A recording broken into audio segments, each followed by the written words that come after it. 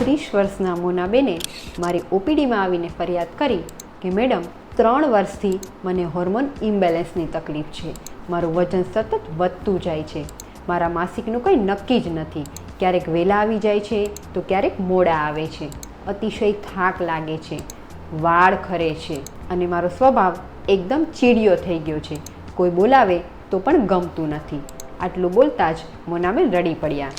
મેં તેમના રિપોર્ટ્સ જોયા, ડિટેલ હિસ્ટ્રી લીધી, દવા લખી અને કેટલીક સિમ્પલ 3 વસ્તુઓ ઘરે કરવાની કીધી.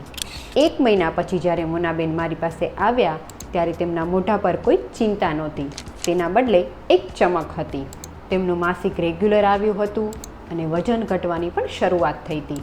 અને સૌથી મોટી વાત કે તેમને જે આત્મવિશ્વાસ ગુમાવ્યો હતો તે પાછો આવી ગયો હતો.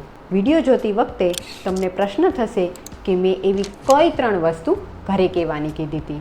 તો તમે પણ આ રીલને જરૂરથી સેવ કરી લેજો, જેથી આ 3 વસ્તુ તમારા હોર્મોનને બેલેન્સ કરવામાં મદદરૂપ થશે.